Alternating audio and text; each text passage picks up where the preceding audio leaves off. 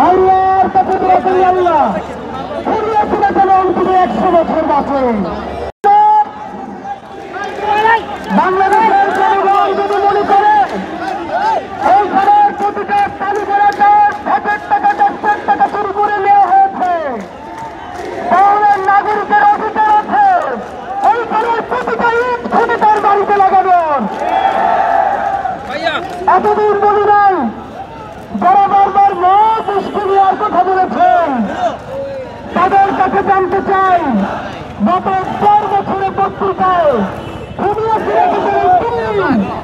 বাংলাদেশের কাছে ফিরে দেয় এই জন্য কয়টা কলম প্রথম আলোতে লেখা হয়েছে। বাংলাদেশের কোন মিডিয়ায় দিল্লি কেন একটা খুঁটিতে আশ্রয় দিয়েছে এর উপরে কেবলবন্দি কলম লেখা হয় নাই। বন্ধুরা আমার, আপনাদের মাধ্যমে আওয়ামী লীগকে জানাতে চাই ফিরাউন এবং নব্বইদেরকে পরিণতি হয়েছিল এই বাংলার আজাদির জমিনে ফিরাউন ফিরাউনের তার থেকে ভয়ঙ্কর পরিণতি হয়েছে।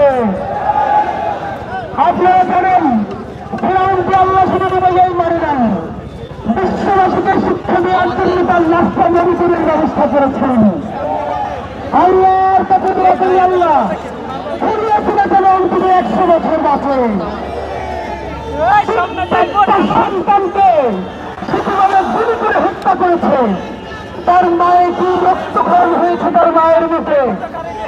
আল্লাহ সে যদি হৃদয় প্রাপ্ত না হয় তাহলে তার সন্তানদেরকে তুমি এমন মৃত্যু দাও যেন শেখ হাসিনার পরিবার পুরোপুরি কানকান হয়ে যায়। আমরা মানুষের হৃদয় চাই, কিন্তু আল্লাহ বলেছেন খাতামাল্লাহু আলা কুলুবিহিম ওয়া আলা সামিইহিম ওয়া আলা আবসারিহিম গিশাওয়া।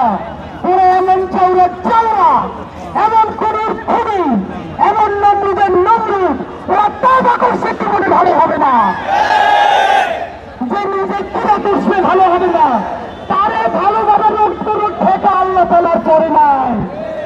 সুতরাং গণহত্যাকারীর সাথে যে পাঁচটার যে চাউরা ওর বাসায় চাউরার মতো কথা বলাই সব থেকে বড় বিজয়। নিজেরা আমার ভাইকে খুন করবে, আমার বোনকে খুন করবে,